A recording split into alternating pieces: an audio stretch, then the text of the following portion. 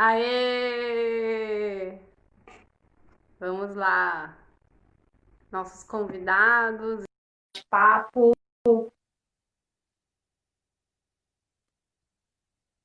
sobre CNV, comunicação não violenta. Oi, Steven. Oi, gente! Aê! Vocês estão aí? Estão me escutando? Felipe? Eu tô. Ah, então tá. A Helena Quer foi no terminar banheiro. sua, quer terminar sua fala, Fê? Olha, a Rosa falou que tá muito bom o encontro, estou amando. Quantas chaves? Acho que chaves virando, é isso? Uhul! Que bom, fico feliz em saber. Tô podendo contribuir com os insights. Que parte eu tava? Você lembra, Helena? Putz, não lembro. Tô bem A perdido. gente estava falando. Você falou que a pessoa, às vezes, ela vai ter uma escala de prioridade, Ah, mas tá. Ah, boa, Lê. Alguém tava com a escuta ativa aqui. É, então, eu já passei por isso de perceber me priorizando algo. E aí que eu tava dando exemplo de descanso, né? Ah, eu quero descansar. Ah, isso. Mas eu quero também mandar um e-mail e terminar de fazer um flyer para um evento. E aí, nesse momento, eu percebo que essa é a parte mais louca para mim. Nesse momento, quando eu estou confuso, indeciso, tentando decidir o que é prioridade, eu percebo que existe uma necessidade que está mais latente, que é eu preciso de clareza. Eu preciso de Uau! orientação. E aí, quando eu percebo que eu preciso de clareza, eu preciso realmente parar para investigar. E aí eu começo a buscar e investigar, e às vezes eu percebo que, na verdade, no fundo, eu posso atender as duas de novo. Então, assim, na minha experiência, sempre é possível atender todas as necessidades, mas eu preciso sempre de escuta, ou de mim mesmo, ou de alguém, para realmente entender o que realmente é importante. Porque às vezes pode ser uma necessidade a partir de uma crença. Por exemplo, aí eu tenho que, eu devo mandar um e-mail, eu tenho que. Pode ser uma crença. E aí, talvez essa crença não é realmente uma necessidade. E aí talvez eu vou priorizar o Ou descanso. não tá vinculada ao seu sentir, né, Fê? Isso. Tá nesse lugar de eu perceber que eu não consigo perceber qual é a necessidade real que tem por trás desse dever, Hum. desse tenho que. Porque às vezes eu faço um tenho que por no automático, né? E simplesmente não consigo perceber como aquilo cuida de mim de verdade, né? Tem algum exemplo, Lê, de tenho que? a Uau, lavagem. que lindo isso. Nossa, e você pegou um ponto maravilhoso, Fê, que é o verbo cuidar, né? O verbo responsável por a gente ressignificar culpa, raiva e muitos sentimentos oriundos aí, né? Dessa atividade essencial da nossa existência, né? Cuidar ou descuidar, que promove aí, né, as carências, os vazios, e como a gente, né, eu acredito, estamos atravessando um processo de transição planetária de imaturidade para olhar para esses vazios, carências e dar conta e dar conta delas e supri-las, né? E para isso, cara, CNV, para isso autoinvestigação, para isso escuta empática, para isso tipo, cara, então o que que tá por trás aqui, né? O que que é isso que eu preciso, quero, desejo cuidar? Ou que a vida, as relações estão me mostrando que tá descuidado e que é importante. E que não é o outro que vai suprir, atender, compensar por mim, né? Que eu preciso. Sim, trazendo essa Fê autorresponsabilidade. Fê e Lelê, bom, olha, eu quero trazer dois temas aqui. Polêmica. Então, o primeiro deles, já que o nosso flyer é como aplicar CNV na prática nas relações, independente de ser relação afetiva, relação como todo, relação da gente com a gente mesmo, né? Para quem nunca praticou CNV na vida, eu queria propor uma vivência aqui, um exercício básico, prático, que eu, se vocês toparem, um por vez, eu vou perguntar para vocês uma pergunta básica. né, que nós, brasileiros, na língua portuguesa, a gente já coloca na frase, a gente não coloca espaço para a pessoa checar o que ela sente, né? Então a minha pergunta é: e aí, Fê, tudo bem? E aí, Lele, tudo bem? Porque em outras línguas, né, Fê, oi, como você está? Ah, deixa eu ver. Ah, deixa eu ver como eu estou, para ver o que eu vou responder. E aqui a gente já pergunta: oi, tudo bem? Subentendendo que tá tudo bem. Ou às vezes a gente nem espera o outro responder que não tá tudo bem, porque tem que estar tudo bem, porque é usual, é padrão, é cultural. Então, vocês topam fazer esse exercício? Sim, Então, Fê, vou começar com você, tá? certo. Fê, querido, tudo bem? Como você está? Bom, eu estou me sentindo. Bom, eu queria saber se você tem algum tempo para ouvir como eu estou realmente me sentindo, porque talvez isso possa tomar um tempo. Talvez uns 2 minutos. Eu tenho. Ah, então legal. Então eu vou dizer. Eu estou me sentindo um pouco curioso para saber se a bateria do celular está carregando ou não, que ela pode descarregar em qualquer momento e acabar com a nossa live. Então eu vou já checar enquanto eu falo com você. Estou bem feliz e animado por essa live estar acontecendo. Já arrumei o carregador. E, e acho que fiquei curioso para saber qual era o segundo passo. Então eu acho que é assim que eu tô agora. Pronto. Tá, então, Fê, eu escutei que você tá preocupado com a bateria do celular, porque você está preocupado se vai atender a sua necessidade da gente poder continuar batendo esse papo, que está atendendo uma necessidade sua de estar contente, satisfeito de estar aqui agora. E eu escutei você dizer que você está se sentindo curioso com relação ao próximo tema. É isso mesmo? Faz sentido? É isso mesmo. Exatamente. Faz muito sentido para mim. Beleza. Lele, querida, tudo bem? Como você está?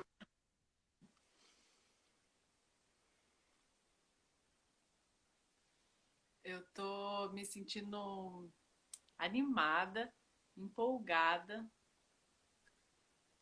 Tô, acho que ansiosa também, ansiosa porque é uma vontade de compartilhar muitas coisas e aí dá uma ansiedade porque parece que não vai dar tempo de falar tudo que a gente quer compartilhar. E acho que isso é o que tá mais vivo, assim. Tinha preocupação também com a bateria, mas aí o Fê já deu um jeito ali. Acho que é isso. Tá, então, Lele, eu escutei você dizer que você está se sentindo animada e ansiosa por conta de ter a necessidade de tempo para transmitir tudo que é possível de ser transmitido sobre esse assunto dentro desse tempo e espaço que a gente tem e que você também, assim como o Fê, está preocupada com a bateria do celular para atender a necessidade de continuar esse papo até o fim. É isso? Faz É isso, sentido? e Ou olha só, faltou? não, é exatamente isso. E sendo ouvida, né? Ouvindo você me falar o que eu falei para você, né?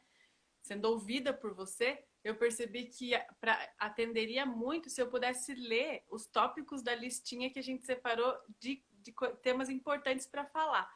Só para a gente ver se juntas a gente conseguiria tocar em algum desses temas.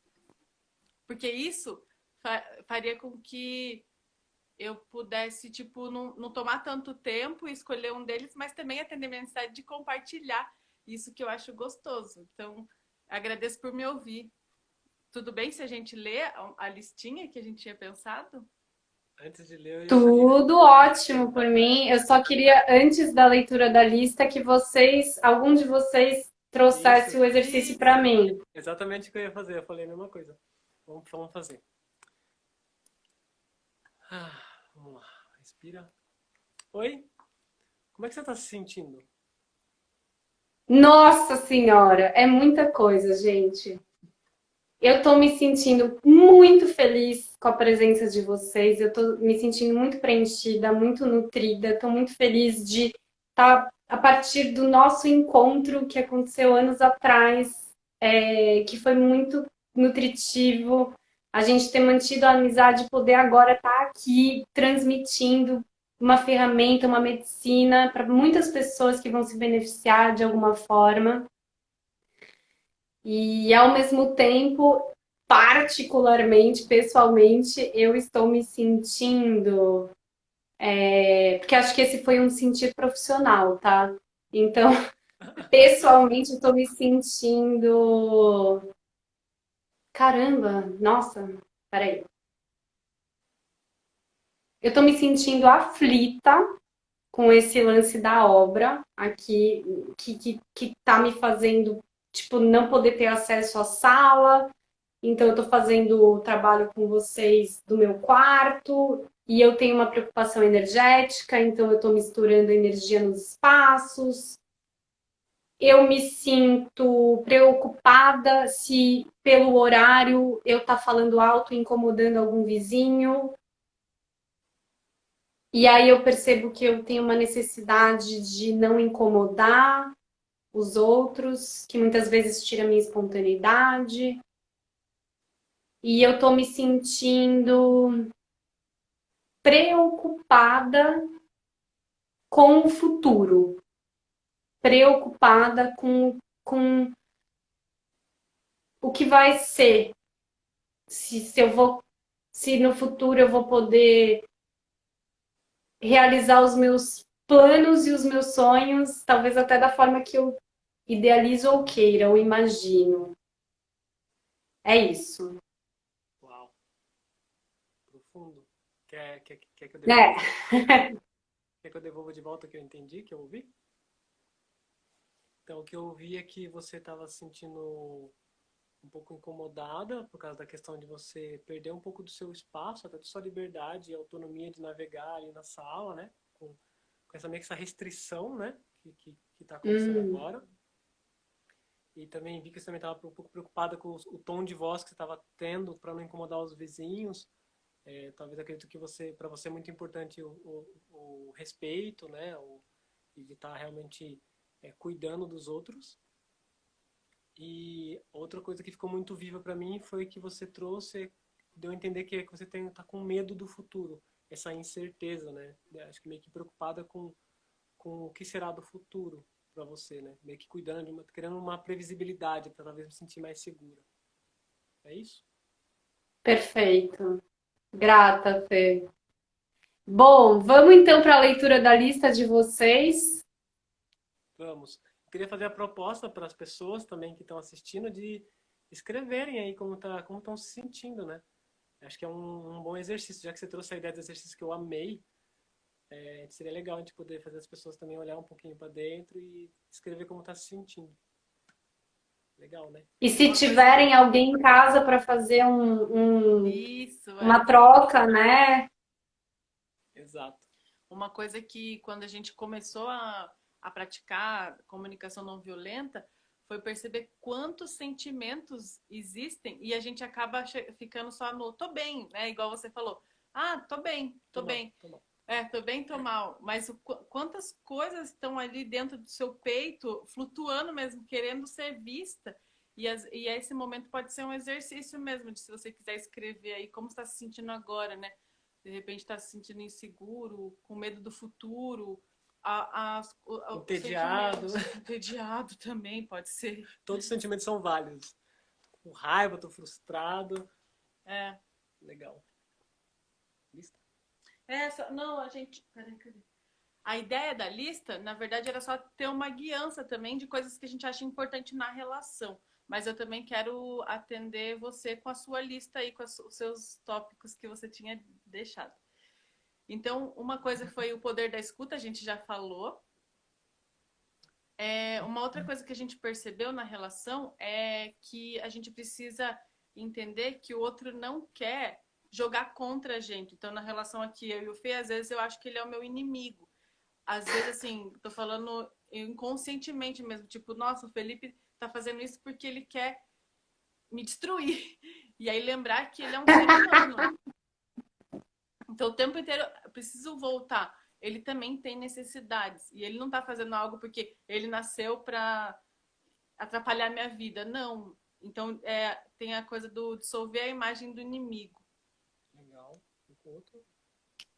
E aí o Fê trouxe que é focar na conexão ao invés da solução.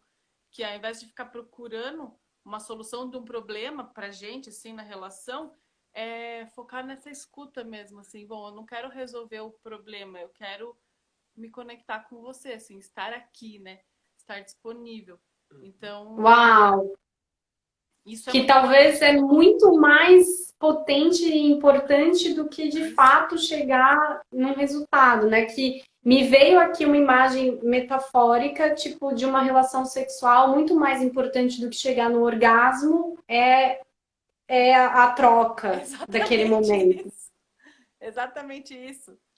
Exatamente isso, só que daí na conversa, né? Na fala, nessa comunicação.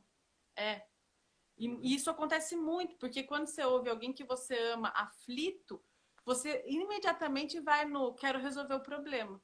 Então, o Fê ontem estava aflito com a questão política e eu já estava assim, então vamos fazer isso. Então vamos fazer isso. Aí chegou uma hora que eu percebi que ele não queria que eu ajudasse, que ele só queria que eu ouvisse. Nossa, então eu só preciso ouvir. Aí talvez eu ajude mais do que se eu realmente ajudar, né?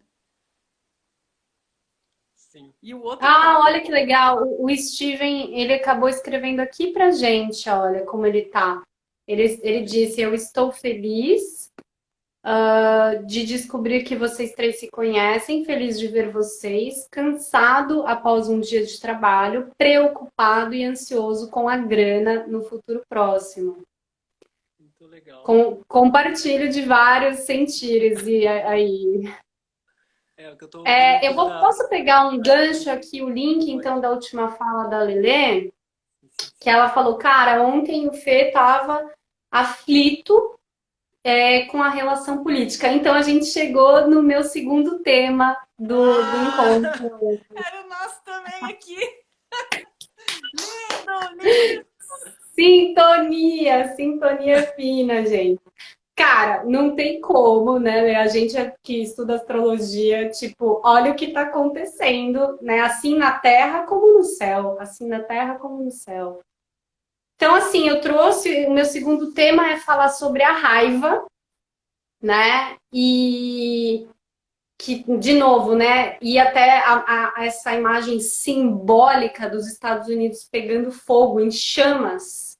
Então, onde há fumaça, há fogo. E, ao meu ver, né, os norte-americanos, eles estão mostrando que esse fogo é a expressão de uma raiva contida, silenciada, castrada, cerceada, por séculos, por milênios, né? E que está explodindo, como o chão da minha sala, né? Que o pedreiro, ao invés de deixar uma brecha, olha que simbólico, né? Ao invés de deixar uma brecha entre o nome lá do negócio, entre uma lajota e outra, ele deixou tudo grudado, então não tinha espaço para respiro. Olha que interessante. Então, quando não tem esse respeito no espaço entre um e outro, né? E tem essa pressão, em algum momento essa pressão, toda ação vai gerar uma reação, né? Essa pressão vai, que nem uma panela de pressão, ela vai explodir. Então, Fê, eu queria que a gente pudesse explorar esse tema da raiva, né? Explorando a potencialidade da raiva, né? Como a gente pode canalizar a raiva para algo construtivo e trabalhar esse link dos conflitos pessoais e coletivos, né? Então, nesse momento, a gente está vendo na política, no cenário político, um grande conflito se mostrando e como uma grande oportunidade, né? Na CNV, a CNV diz isso, né? Ao contrário do que a gente foi educado, que é uma deseducação, né? Evitar o conflito é uma grande oportunidade de conexão, de mudança, de transformação. Então, que a gente pudesse abordar esses conflitos coletivos que vão, que ultrapassam o pequeno eu, né? O indivíduo, que são coletivos que cuidam de necessidades maiores ou, né, de necessidades coletivas, né? Como, por exemplo, se a gente pudesse explorar juntos aqui sobre essa situação, esse cenário, né? De injustiça, preconceito, de um pedido claro, né, da humanidade de ser humano. Uhum. Sim. É, é um tema, né? É um tema para horas, é um tema para debater por dias e Não vai dar meia hora, não vai dar meia hora. eu acho que a minha intenção não é dar uma solução. Eu acho que a minha ideia aqui é ajudar a explorar e trazer um pouco da minha experiência em relação a isso, ao tema da raiva, ao tema da política e como isso se desenvolve dentro do relacionamento. Perfeito. Como eu vejo, né? É, a raiva, a raiva é uma energia muito, muito poderosa. E a gente, como ser humano, tem uma tendência de ter medo da raiva. Porque ela pode destruir facilmente. Só que a raiva, a mesma energia da raiva é a energia do sexo, da criação. É exatamente a mesma energia. Então, a raiva, ela quer destruir para criar algo novo. Tem uma frase de Martin Luther King, diante do que está acontecendo nos Estados Unidos, por exemplo, que eu gosto muito, que é: o tumulto, a manifestação, é a voz daqueles não ouvidos. Então, a CNV já fala que toda violência é uma expressão trágica de uma necessidade não atendida. Todo tipo de violência está querendo dizer que existe uma necessidade que não está sendo atendida, que está sendo ignorada, que está sendo excluída. Então, quando a gente olha para as pessoas que estão pedindo para ser escutadas, que estão gritando para ser escutadas, e a gente coloca uns rótulos, né? Chama de baderneiro, vagabundos, comunista e qualquer outros rótulos que a gente quiser dar, a gente está simplesmente dizendo: eu não quero diálogo. E quando eu falo que eu não quero diálogo, tem que perceber também que essa pessoa está tendo uma necessidade que também quer cuidar, porque ela também é um ser humano. E tentar entender qual é essa necessidade que essa pessoa está querendo cuidar quando ela diz: eu não quero diálogo. Geralmente o que eu percebo é que existe raiva dos dois lados. Muita, muita raiva dos dois lados. E aí a gente entra na escalada do conflito, que é realmente ver o outro como inimigo mortal e querer destruir o outro. Né? Se a gente estuda o movimento de Gandhi, de Martin Luther King, a gente vê o quanto eles trouxeram tudo isso pra gente, do quanto eles trouxeram a importância de a gente poder ouvir as pessoas, independente se são minorias ou maiorias, independente se é branco ou se é preto. Perceber que existem privilégios diferentes, existem posições diferentes, mas no fundo, existem seres humanos que estão aprendendo, que podem aprender. Essa confiança que é possível acreditar na humanidade e que hoje, diante de tanta raiva, as pessoas simplesmente não enxergam. Porque raiva é isso, raiva ela é uma energia tão ativa que ela faz você focar em uma coisa só. Você ignora o resto. Você ignora os fatos científicos, você ignora história, você ignora tudo, porque existe uma coisa focal, direta. E como que a gente lida com a raiva na CNV? Você precisa estar na mesma vibração da raiva. Não tem como. Você quer ver uma pessoa ficar com raiva? A pessoa tá puta da vida, você fala: calma, calma. Calma. Pé da vida. Se você for homem e falar isso pra mulher, ela vai chamar você de machista, mansplaining, qualquer outra coisa. Porque a pessoa tá com raiva, ela quer expressar essa raiva. A melhor coisa que você pode fazer é ajudar a expressar essa raiva. E, detalhe, um ponto importante. Ajudar a pessoa a expressar essa raiva não quer dizer concordar com ela. Ser empático com alguém não quer dizer que eu concorde com ela. Tem um vídeo que eu super recomendo vocês assistirem, que é do único cara negro que foi aceito pela Ku Klux Klan, que foi amigo do cara que era, tipo, do mais alta patente do estado. E no final, eu não vou contar spoiler, mas assim, a história é fantástica. Eu quase contei spoiler agora. Mas a história é fantástica porque ele fala no final: enquanto há diálogo, não há guerra. Quando o diálogo cessa, as guerras começam. E hoje a gente vê que não tem diálogo. Existem simplesmente pessoas querendo expressar sua raiva como aprenderam. Aprenderam a expressar raiva assim, xingando, colocando rótulo. Porque é difícil ficar em contato, é difícil olhar para a raiva, é difícil estar em contato com a raiva, porque a raiva não vem sozinha. Ela vem com culpa. Ela vem com, putz, será que eu fiz uma coisa errada? Ela vem com a culpa que está dentro de mim, que eu não suporto ver em mim, aí eu projeto no outro. Então a culpa é sua, não é minha, porque é difícil lidar com isso. Porque a gente não teve educação emocional nas escolas. A gente não teve ninguém perguntando pra gente quando chegou na escola, como você está se sentindo? Não teve. Era só sentar, aprender, estudar e etc. Então, como nossos pais, a nossa geração passada não teve essa educação emocional, hoje é uma consequência disso. De a gente ficar baseado em crenças, né, que esse é o certo, esse é o errado, e ignorar as necessidades que cada pessoa e indivíduo tem. Ou seja, né, Fê, sem cortar seu raciocínio, perpetuar polaridades. Exato. Porque polaridades vai existir. É impossível não existir. Faz parte da vida terrena. Você, como astróloga, sabe melhor que eu. Faz parte. Mas como a gente poder usar o 3D para ir além? Uma frase famosa Seria, né, polaridades complementares. Isso. Uma frase famosa do poeta Rumi. Ele Ai, fala, amo ele. isso. Além do certo e errado, existe um campo. Eu quero te encontrar lá. Então essa é a ideia de atravessar esse certo e errado, ir além, e buscar ir além. Então, para mim, quando eu tive a minha crise esses dias sobre, meu Deus, eu preciso fazer alguma coisa que está acontecendo. E a Helena me dando escuta, eu percebi que é diálogo. Eu percebi, no fundo, que eu preciso fazer é criar espaços para diálogo, para a gente realmente poder falar sobre isso, porque o Brasil não tem uma educação financeira, a gente não aprendeu na escola como ser financeiro, porque, primeiro, a gente está vindo a gente tem um resquício de escravidão que não tem nem 200 anos. E a gente não teve educação financeira na escola, a gente não teve educação política na escola, de como funciona, quem são os três poderes, o que é STF, o que é Senado, o que deputado faz, o que é governador, a gente não sabe o que é isso, o que são leis, o que é uma Ética, PL. cidadania. Exato. A gente não teve essas aulas, a gente não tem esses conceitos e principalmente não tivemos aulas de educação emocional. Principalmente porque quem veio antes também não teve. Então, é natural que a gente está fazendo essa transição, que você falou, essa transição planetária, de a gente se conectar com o sentir, se conectar com a humanidade. Isso inclui cuidar do planeta, cuidar dos animais, cuidar das nossas florestas.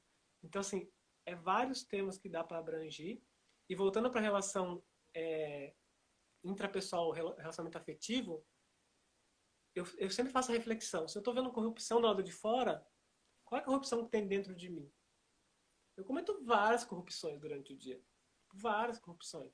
Uma vez falaram assim pra mim assim, você desacelera no radar? Eu falei, eu desacelero. Isso é um indício de corrupção. Porque o radar ele tá ali para servir para trazer segurança. Se eu estou acima da velocidade recomendada para trazer segurança, e existe uma lei dizendo que se você estiver acima você vai pagar uma multa, e eu desacelero, quer dizer que eu já não estou dentro da lei. Então eu cometo corrupções. E quanto mais eu percebo quais corrupções eu cometo no dia a dia com a minha parceira, quer dizer, então, eu reclamo de um ditador, só que eu sou ditador com ela. Né?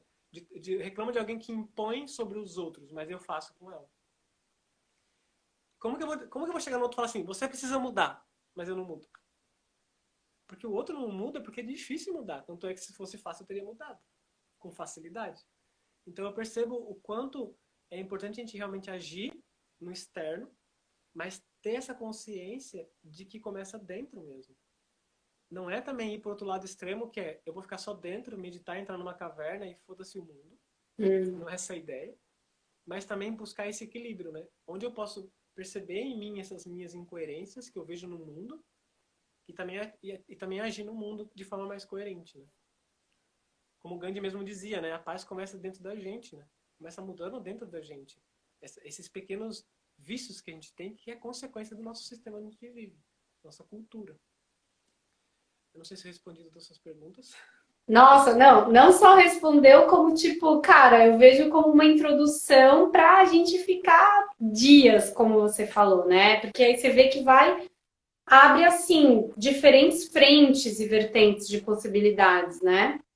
Eu queria checar se a Lelê tá tendo a necessidade de fala dela atendida. Muito bom. Eu me senti contemplada. Eu tô bem feliz.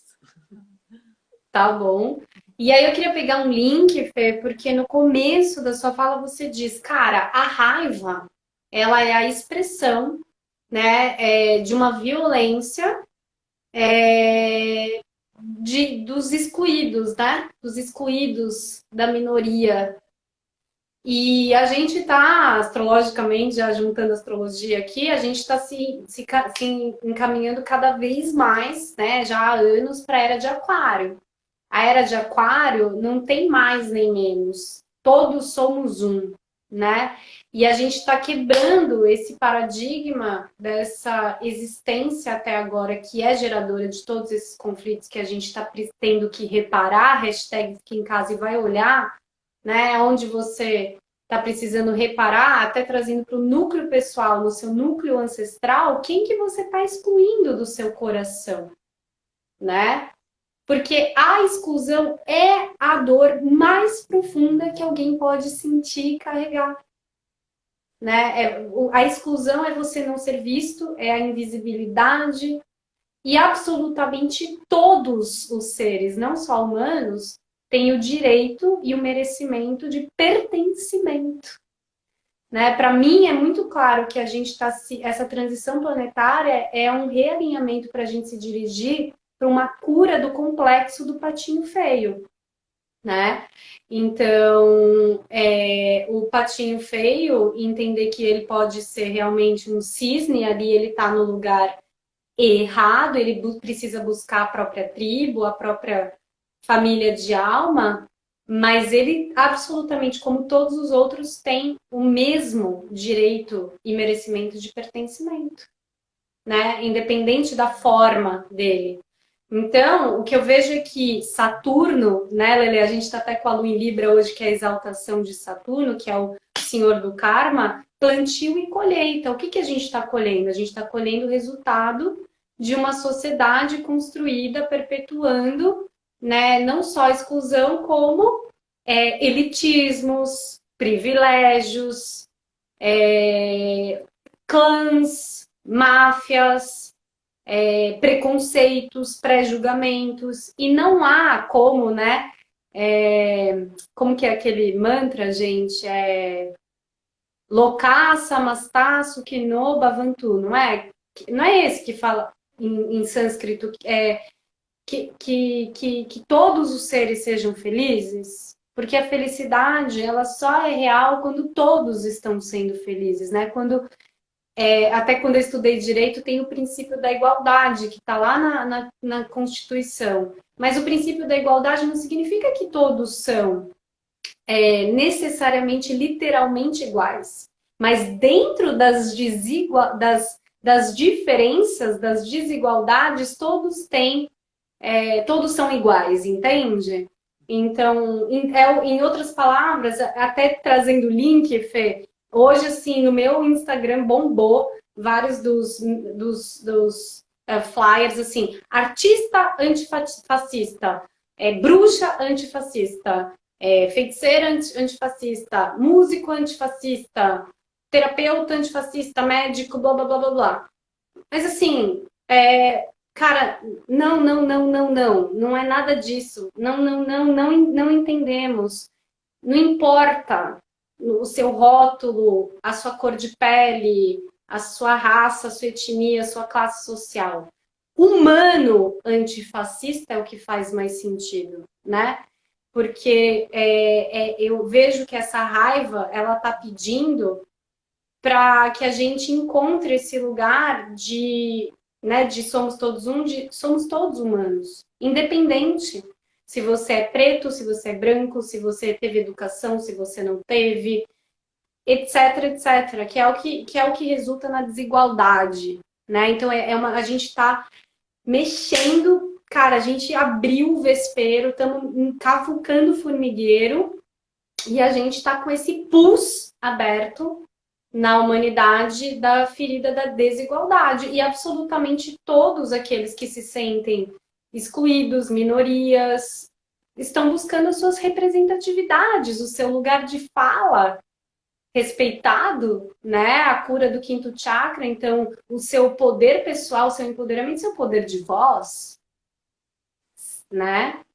Então, e aí, Fê, na sua fala também, me veio, não sei se vocês viram, que em Miami, os policiais, ao contrário dos outros estados americanos, quando os manifestantes chegaram na frente da delegacia, de uma das delegacias de Miami, vários policiais quebraram, olha que lindo, quebraram, né, essa reatividade, esse jogo, né, essa transferência da violência, eles quebraram com uma puta sacada, que não é uma estratégia racional, mas para trazer uma paz, né, pro conflito, eles se ajoelharam na frente dos manifestantes, né, um gesto de humildade, de nobreza, de reconhecimento do erro e da falha e transmitindo a mensagem para os manifestantes, não de que eles estavam certos e eles errados,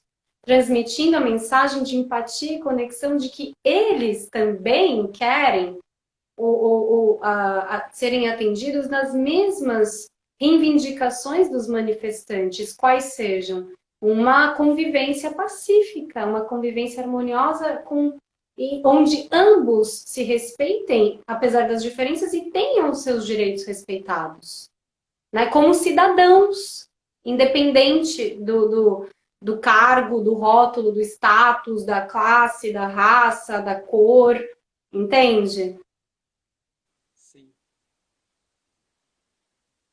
E aí o que acontece, Fê, na hora que eles se ajoelham, os manifestantes quebram. Assim, eles param e os manifestantes vão de encontro aos policiais e eles se abraçam. Os policiais e os manifestantes se abraçam. Né? Olha que simbólico isso, tipo, tamo junto, né? Uma coisa que ficou viva que você trouxe foi de essa coisa de somos todos iguais, né? E o que acontece? Eu já participei de dei várias escutas para as pessoas envolvidas em conflitos, né? Mediar conflitos. E uma das coisas que eu vejo no conflito é quando a gente fala que somos todos iguais, alguém pode ouvir como se estivesse menosprezando a dor dessa pessoa. Porque, é assim, uma pessoa quer estar num lugar, quer realmente reconhecer que somos todos iguais, e a outra quer que a gente reconheça que aconteceu no passado muita dor e injustiça, sabe? Quer que seja visto essa dor. E às vezes essa dor é tão grande que essa mesma pessoa que está sentindo essa dor não sabe nem o que realmente é necessário, o que ela realmente precisa para que isso seja cuidado. É um dos motivos que eu vejo de tanto conflito entre pessoas que eu vejo, por exemplo, trazendo nomes, né? Eu vejo algumas pessoas brancas tentando trazer, não, eu compreendo você, que é o negro que está falando, e o negro às vezes trazendo essa raiva, porque é ancestral, é geracional, né? E do outro lado, o branco já aconteceu de ter vários ciclos de tipos brancos não sabem mais o que fazer. O que eu faço? Porque eu tento falar que eu entendo, não funciona. Tento fazer outra coisa, não funciona. Aí tem alguns brancos que perdem a paciência, claro, né? Porque tá tentando fazer tudo e não consegue. Outros negros têm consciência do sabe o que pedir, que é eu quero que você apoie a votação da lei tal, porque isso vai me ajudar, que é uma coisa mais clara, né? Um apoio mais direto. Então eu percebo essa dinâmica acontecendo de que, além de toda a raiva, tem esse lugar de as pessoas não saber o que fazer. O que eu faço quando a pessoa vem, me acusa, fala que eu sou isso, eu sou aquilo, mas eu não me vejo assim. O que eu faço? E aí, pra mim, é assim, é um bálsamo perceber que eu posso dar escuta, ser empático. É tentar realmente compreender o mundo do outro. E entender Apenas, né? é, Apenas. e entender o mundo do outro não quer dizer que eu preciso concordar com o outro. essa é a parte mais bonita, que eu acho que tem a ver com Talvez você. o que ele precise seja uma escuta, né, Fê? É porque é assim que essa raiva consegue ser diluída, consegue ser vista. Porque a solução para o problema nunca vai vir de fora. A pessoa que está passando por aquilo, ela sabe melhor o que é melhor para ela, porque ela tem toda isso, ela sabe qual é essa própria vida. Só que a emoção quando vem, principalmente a raiva, a gente não vê mais nada. A gente vê um inimigo. E conforme você está dando escuta para alguém que está te vendo como inimigo, essa pessoa tende com essa energia baixa porque você está refletindo ela. Se você está refletindo ela, Hum. ela já se vê em você. Ela tem uma tendência de não ver mais o inimigo. Então, se eu chego em você e começo a te ofender, você reflete de volta para mim, conectado no que é importante para mim, tirando avaliações, né? Sem avaliar do tipo, eu tô vendo que você sem fazer diagnóstico, né? Eu tô vendo que você deve ter problemas em casa, que você deve estar querendo atenção, querendo ser amado, sem criar um diagnóstico de por que a pessoa faz o que faz, mas simplesmente entrando numa curiosidade. O que é importante para essa pessoa? O que realmente é importante? Essa pessoa tem sonhos? O que essa pessoa sonha? Hum. Será que ela está frustrada porque não consegue realizar seus sonhos? O que realmente está acontecendo? Quando a gente traz essa curiosidade de tentar entender o outro, a gente abre um campo tão potente e transformador. Tem várias histórias que eu poderia contar, tanto do Marshall quanto minhas, de como esse espaço faz uma reviravolta surreal. Surreal. Tem um exemplo bem prático, que eu tenho uma rede no WhatsApp, chamada Rede CNV, e uma moça veio, feminista, com muita raiva. E aí ela começou a falar comigo, eu estava conversando com outra pessoa, ela começou a falar e me acusou de mansplaining, e aí eu, na hora, fiquei tipo, pã? Calma aí, o que está acontecendo? A minha vontade foi o quê? Me justificar, me defender. E tudo isso não contribui com a empatia. Tudo isso é um bloqueio. Quando eu tento me justificar, eu não estou conseguindo me conectar com o sentimento daquela pessoa. Eu estou trazendo de volta toda a atenção para mim. Eu respirei fundo e precisei me conectar com a raiva. Me veio muita raiva, muita raiva. E vários pensamentos julgadores. Quem é essa pessoa? Nem me conhece. O que ela está falando? E respirei profundamente e tentei dar uma escuta. Comecei a dar uma escuta. A conversa durou quase 2 horas e meia. E em vários momentos eu tremia de raiva. Raiva. E eu percebi que essa raiva que eu estava sentindo é porque eu estava sintonizando com a raiva dela. E também com as minhas crenças. E conforme eu fui dando escuta, teve um momento que eu até falei assim, o que eu estou ouvindo aqui para você, eu estou vendo que você está sentindo muita raiva por causa do que os homens fez isso e isso, e você acha isso injusto. Aí você, não estou sentindo raiva. Se eu estiver também sentindo raiva, não é você que vai dizer. E na hora eu fiquei tipo, e agora? Ferrou. Nem dando uma escuta tá funcionando. E aí eu continuei nos princípios, tá? O que ela tá me dizendo? Ela tá me dizendo que não sou eu que tem que dizer se ela tá com raiva ou não. Entendi. Aí eu devolvi. Não, o que eu tô vendo, o que eu tô entendendo, que pra você você não se sente confortável de ter alguém dizendo o que você sente e o que você não sente. É isso? É isso mesmo. E eu tava com raiva assim. Legal. E aí foi continuando, continuando, até que chegou num ponto que essa raiva dissolveu e ela começou a entender o que ela realmente precisava, achou a própria solução. E no final eu fiquei tipo, não fiz nada, entre aspas. Você foi só um veículo, né, Fê? Só um É, espelho ali. eu só fiquei dando espelho e tentando ajudar ela e tentando me ajudar a entender o que era realmente importante para ela. Sem tentar dar solução. Não fiquei perguntando, você precisa de uma escuta, você precisa de um psicólogo, você precisa de um não sei do quê. Você não Ou precisa. seja, sem projetar, né? Sem tentar dar solução. Eu tentei me conectar com ela profundamente. Quem é esse ser? De onde vem? Qual é a sua história dessa pessoa? Quem são os pais? Como ela viveu? Eu não sei. Eu também não quero perguntar, porque ela tá me trazendo, ela tá me trazendo a linha de raciocínio dela. Se eu perguntar sobre os pais dela, eu vou tirar a linha de raciocínio que é importante para ela. No fim, na verdade, ela chegou nisso de volta. É que na história da minha mãe, que eu dei escuta para ela pelo telefone, quando eu tava aprendendo que era para parafrasear. Minha mãe começou num problema que era sobre eu cortar minhas unhas, e depois de 1 hora, ela foi parar na relação com o pai dela. Tipo, não tinha nada a ver comigo. Onde Mas a eu era o fumaça caminho. há fogo, né? Exato, eu era o caminho. Se ela fosse dar unha e eu tentasse dar uma solução, você acha que eu ia acertar? Que a questão com ela não tinha nada a ver com a unha? Por isso que às vezes eu Até consigo. porque, né, Fê, o seu filtro é um, né, no seu repertório, na sua história, que não é a dela. Exato. E até E só para falando. pegar o Sim, link aqui, Fê, nessa história do racismo especificamente, o que eu tenho visto e do feminismo também frente ao patriarcado, não basta você não ser racista. Ou tipo, não basta você não mexer com a mulher na rua por causa do corpo dela, né? Eu até vi hoje uma frase em algum canal de Instagram falando assim: estou vendo homens se gabando é, por não assediarem mulheres na rua. E aí ela falava assim: meu filho, você não está fazendo mais do que a sua obrigação. Né? Então, tanto nessa história do racismo quanto do feminismo, não ser racista e não ser machista é um preceito básico.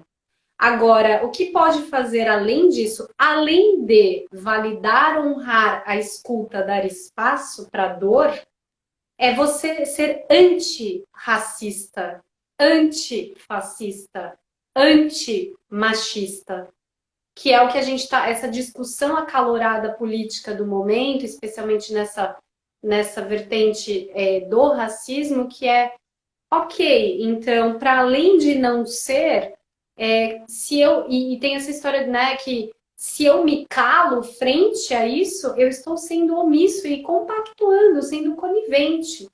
Então, da mesma forma, está valendo para todo mundo nesse momento a cura do quinto chakra.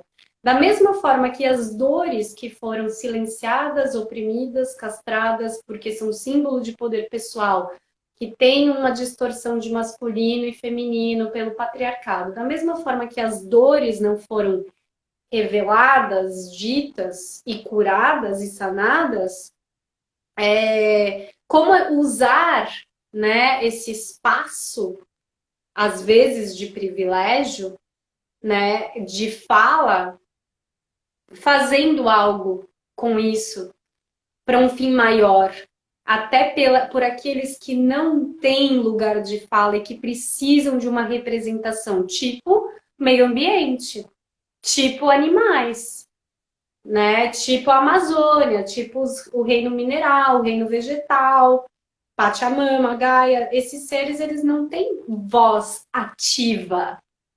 Então, quem pode falar por eles? Ou então dizendo, num lugar de privilégio branco, como um branco pode se posicionar nesse lugar delicado de usar o seu lugar de privilégio e uso e poder de voz em prol de uma causa que não é dele, mas é também. Olha só. sim. É muito legal você falar de privilégio, porque eu percebo que eu vejo discussões das pessoas que as pessoas meio que confundem, elas não entendem muito bem o que é privilégio. E as pessoas falam assim, ah, mas eu tive dificuldade na vida. E uma das explicações que eu gosto muito sobre o privilégio é que o privilégio ele é dinâmico. Ele muda de contexto para contexto. Por exemplo, uma mulher branca em Moema tem privilégio acima de uma mulher negra em Moema. Uma mulher negra na favela tem privilégio sobre uma mulher branca na favela. Então, Só uma observação, gente. Moema é um bairro de classe média alta em São Paulo. isso, exato. Alphaville talvez seja um nome mais universal, né?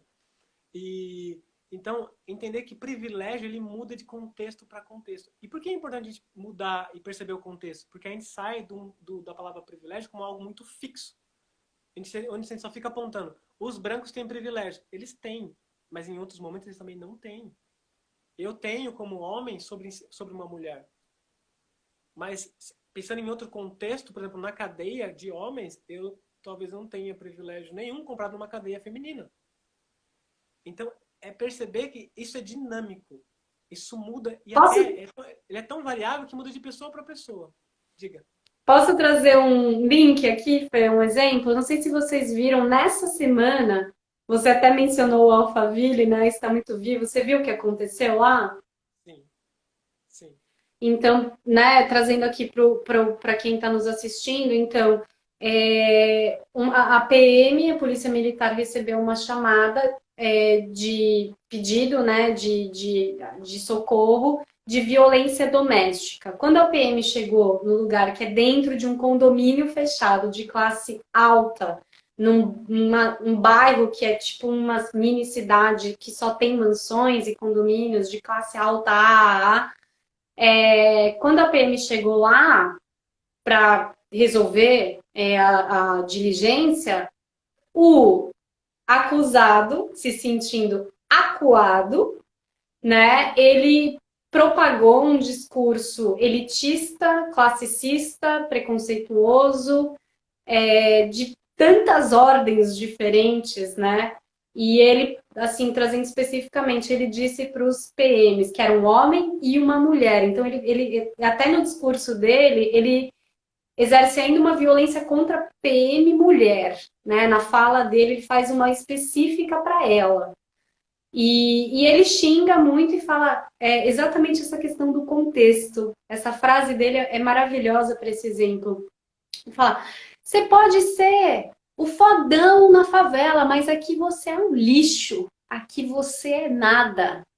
Essa frase cai como uma luva no que você estava falando, Fê. Porque, né, dentro da favela, o policial militar ou as milícias, né, elas têm realmente um poder de atuação de influência que elas não têm da mesma forma em outros contextos ou em outros cenários, né? Então, é isso. Essa era a minha contribuição aqui. Legal. E aí eu queria também trazer assim para a gente aprofundar sobre sair do certo e errado, olhar que primeiro na mídia saiu mais o foco da ofensa quanto um homem, quanto uma mulher pedindo ajuda numa delegacia de mulher, numa violência doméstica. O foco. E segundo ponto importante, lembrar que por trás daquele homem que estava esbravejando existe um humano que também tem necessidades humanas e que ele está baseado em crenças como nós estamos, que é quem está errado merece ser punido. Enquanto a gente não muda essa crença, esse lugar de quem está errado merece ser punido, e a punição pode ser desde psicológica até agressão física, cadeia, multa. Enquanto a gente não muda essa nossa forma de pensar que quem está errado merece ser punido, a violência se perpetua. A gente só Ou muda esse seja, lado. merece sofrer também, né? A punição tá ligada a sofrer. Exato, Um, uma lei de Italião, olho por olho, dente por dente. exato. Porque quem é errado, quer dizer, quem não atende as minhas expectativas, quem não atende expectativas sociais e morais, merece ser punido e com essa punição ele é excluído. E o que acontece com a exclusão? Se repete até ser visto. Então, para mim, é muito claro que a gente precisa começar a estudar e investigar e até discutir sobre justiça restaurativa. Perfeitamente. Sair de justiça punitiva. Não dá mais para a gente continuar punindo as pessoas. Porque quando você quer punir o outro, de uma certa forma você está dizendo assim para você mesmo, dentro de você, eu fiz algo errado, eu mereço ser punido. Culpa. Eu mereço ser punido. Fê, e que, assim, tá totalmente como um preceito herdado, né, dessa era de peixes de 2020 anos que a gente está finalizando, do catolicismo, ou opa, vocês estão aí? Do catolicismo, do cristianismo de pecado, né?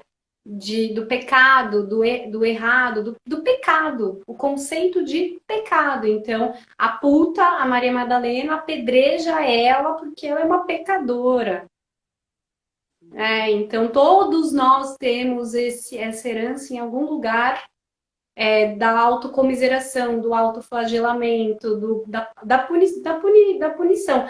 Quer dizer, da punição e da impunibilidade também, que está aí atrelada aos elitismos e privilégios. E que é o extremo oposto da punição. E trazendo para os relacionamentos afetivos de novo, perceber aonde eu quero punir minha parceira. Quando eu puno ela? Quando eu me puno? Quantas vezes eu puno ela como que é? Tirando o momento de a gente se conectar. Tipo, deixando o relacionamento mais frio. Evitando a fala. porque eu sei que ela, sem falar comigo, ela vai sofrer. Ela vai sentir dor. Nossa. E perceber que quando eu tô querendo fazer o outro sentir dor, existe uma vontade de mim que a minha dor seja vista. Como que eu faço que a pessoa veja e sinta a minha dor? Eu faço ela sentir dor. Porque assim ela vai Tipo entender a vingança, então. é tipo uma vingança. Mas é nesse lugar de que dessa dor querer ser vista. Por que eu quebro tudo? Por que eu causo dano a patrimônio de outras pessoas? Porque eu quero que as pessoas vejam a minha dor, que é tão grande que não consigo caber mais dentro de mim. Então, enquanto a gente ignora olhar para essa dor, essas coisas se repetem. E o Steve trouxe algo legal ali.